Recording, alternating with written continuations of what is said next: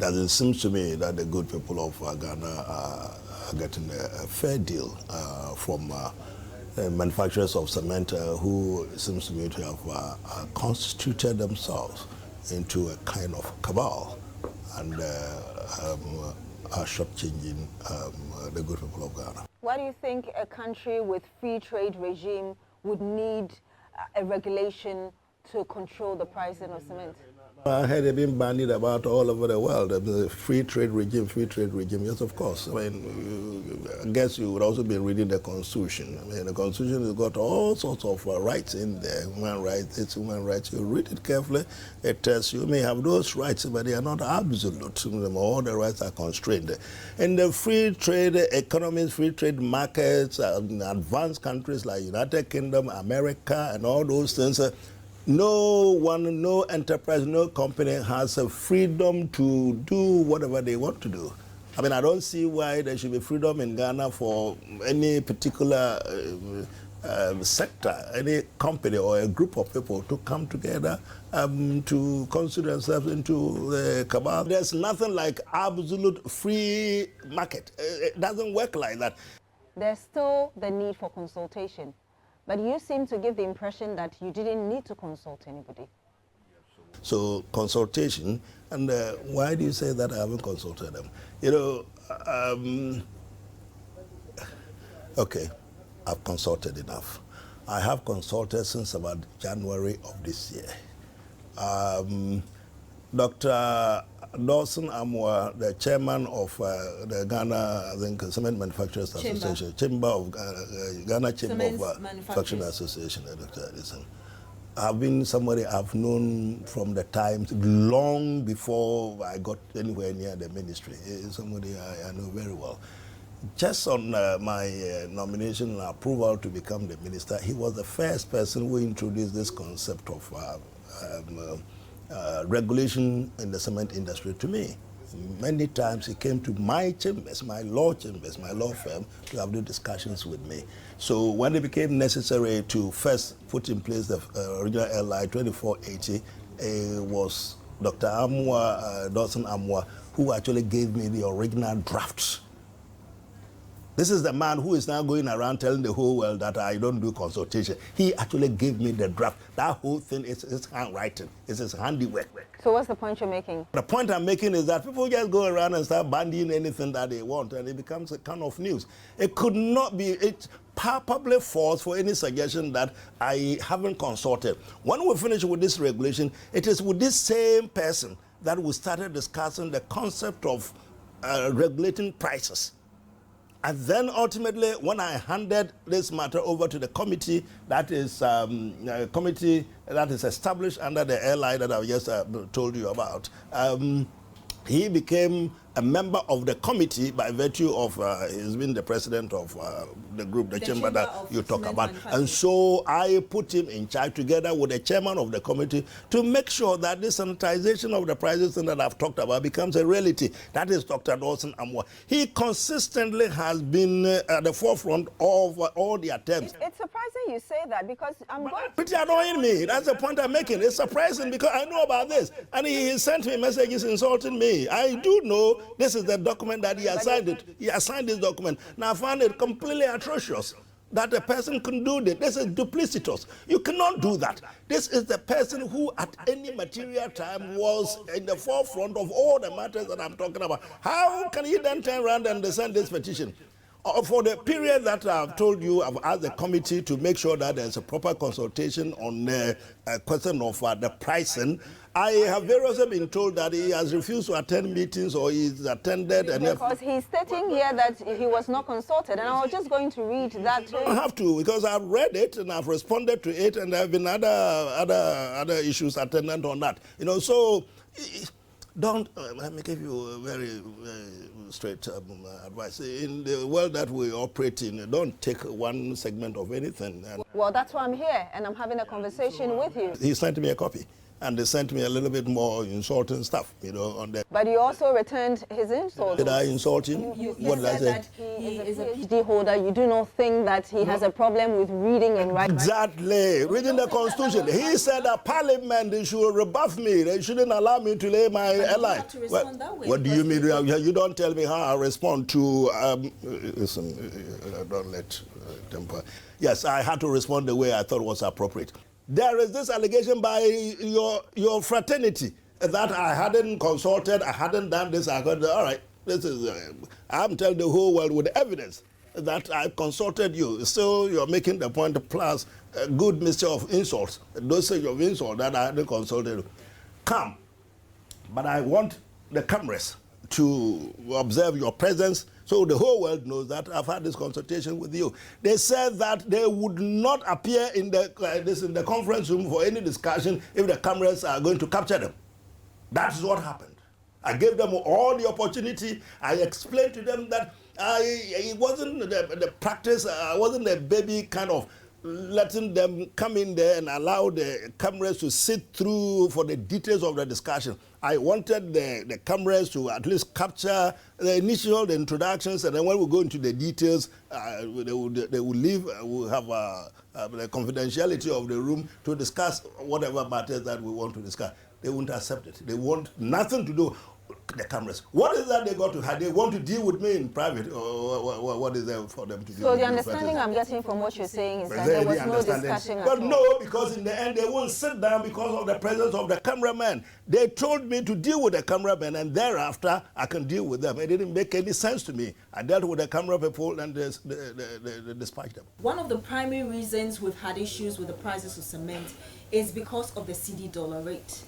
My dear, I want to now calm down and then have a sensible debate. You're not concerned about that? I said I want to calm down and have a sensible debate, at least with you. Okay. So this is what I mean by somebody with a PhD who shouldn't find difficulties with this. He's got a copy of the document, the LI. A copy of the document. Nobody, you think at my level I'm oblivious of the effect of the CD-dollar relationship in the country? I'm oblivious of the cost of production in the country? I'm oblivious of tariffs, the cost of tariff electricity? I'm oblivious of those things?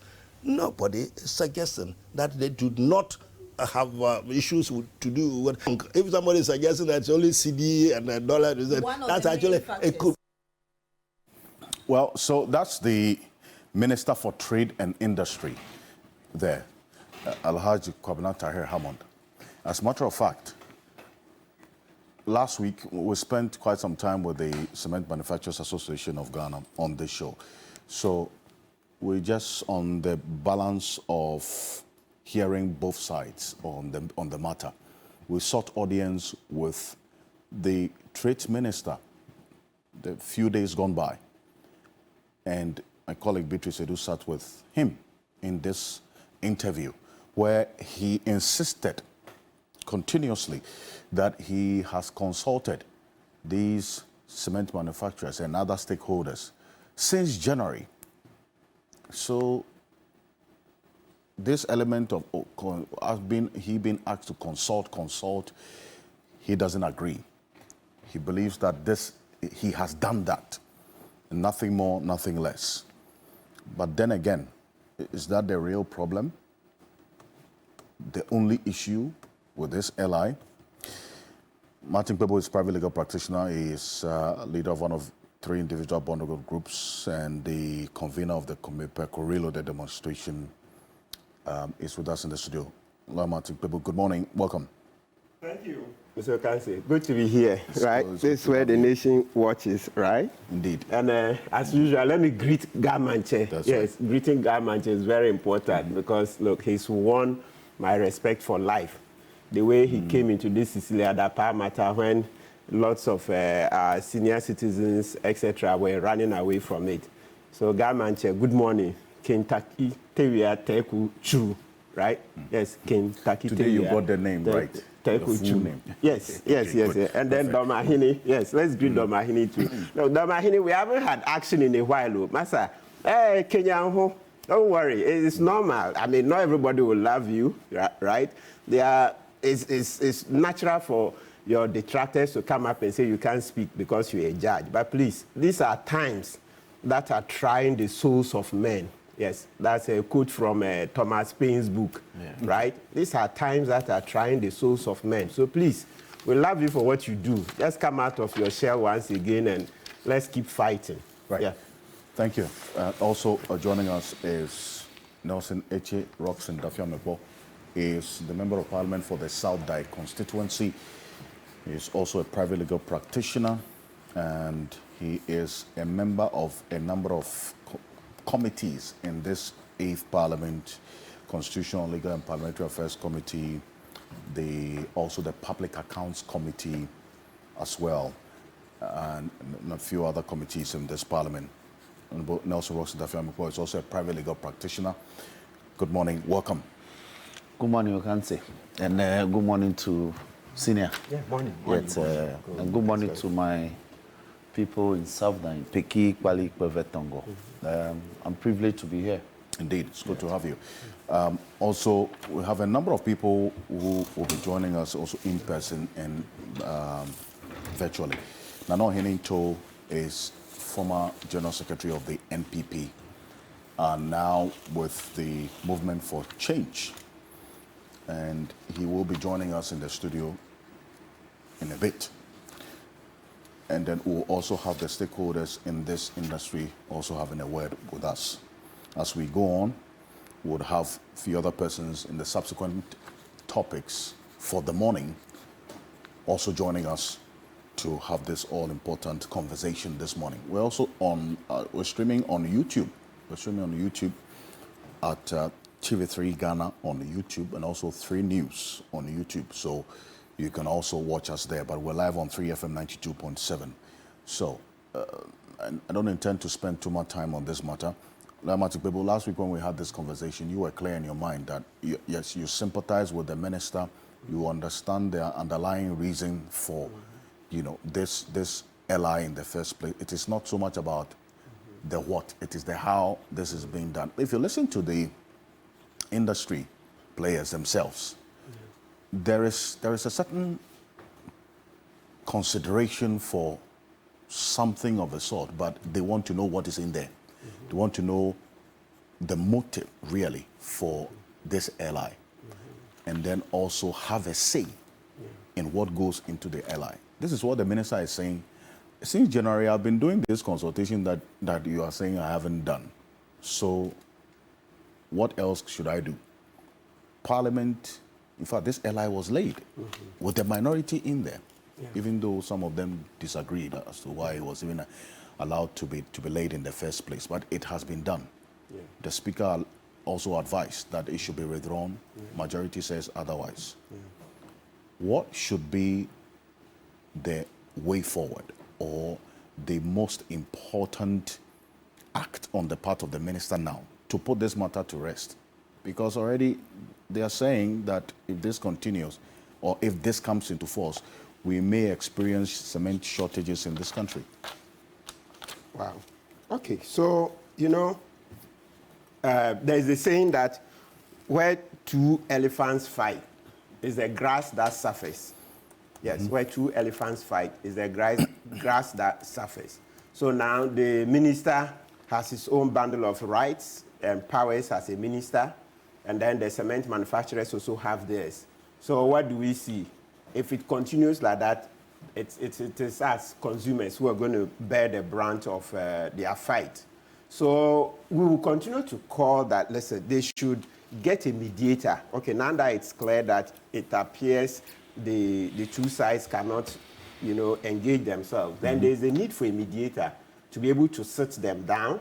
Yeah, they should talk to Austin Game. Yeah, Game does a lot of mediation. Of course, there's not an advert for Austin Game, but I mean, his name just came to my mind. Yes, you have other arbitrators, Professor Datiban, etc., Professor Fiajo and the rest. I mean, they are big stores, Nana, SKB, Asante. Yeah, so when it comes to arbitration, they are big, when I said not that they are going to arbitration, but, you know, mediation usually is a subset of arbitration. So there are lots of clauses in our system, right, that they can reach out to, do some back channel communication so that they can talk. Because like I've said, I empathize with the minister because, look, one thing is very clear that, you know, Ghana, we are not well organized. So a lot of the time you have manufacturers and producers fleecing us. People make 200% profits, 300% profit, and I'm like, why? You say, and you know, Accra is about, they say what, the 7th most expensive city in Africa. Right? Yeah, so living standards, cost of living is very high. We are in a cost of living crisis. Yes, it's true that in the UK, US, they also say cost of living crisis. But look at our inflation, about 23%. Last week, Professor Jampo showed the inflation in the Kenya, about 6%, right? That's just one example. So I'm happy that efforts are being made to be able to regulate the price of cement. And it's not only here. I mentioned last week that there's no country where government just allow businesses to set prices willy-nilly. Yes, I appreciate demand and supply. I went to business school, I appreciate that. But when you read history, and even as you go to school, you'll be taught the role of government, where manufacturers are fleecing consumers. Government steps in. Look, as I mentioned, as usual, you go to US, UK, everywhere, they step in.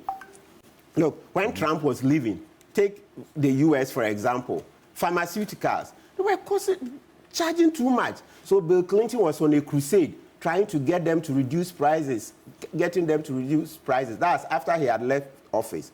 Trump, in his final year, yes, made efforts at it.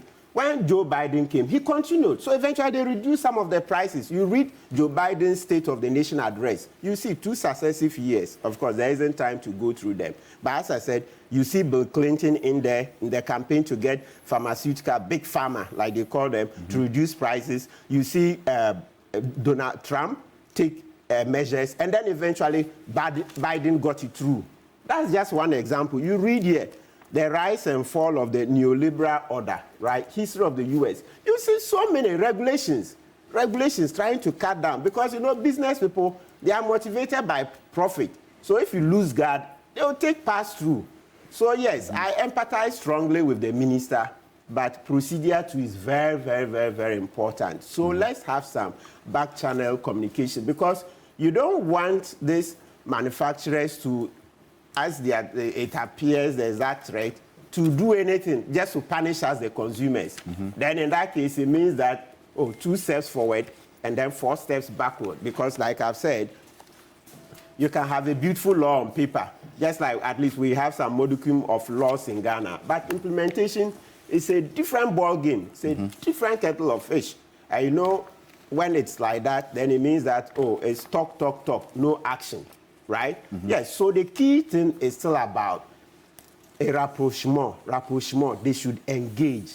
We need that engagement. He said he's done the engagement since January. No. And he mentions names of certain persons he's engaged. Yes, so Dr. Amwa. He said that Amwa even gave him the draft. Precisely. Yes, but what has caused them to fall out with each other?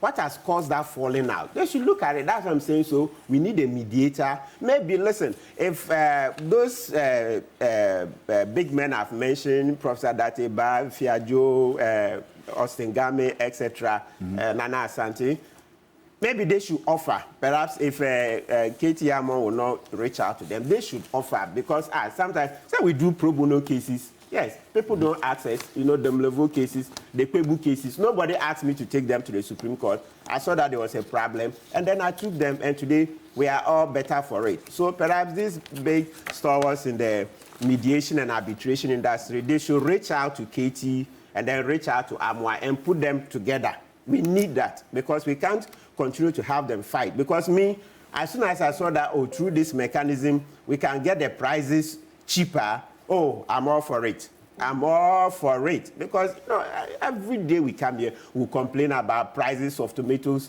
prices of pepper, yam, cement too. Cement. I've been buying cement for 18 years now. Every time I always buy cement because you need cement to do one thing here or another, right? Yes. So we feel it.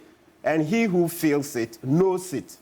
He who feels it knows it. So please, anything that will be done to make sure that Katie and Dr. Amwa and his chamber engage, let's do it. So my call is to the people in the mediation and arbitration industry to reach out. They should take it that this is their pro bono case. It's not every case that we take money. No. Ghana will never progress if we always have to insist that we should be paid for every service we render. No, not at all. Okay.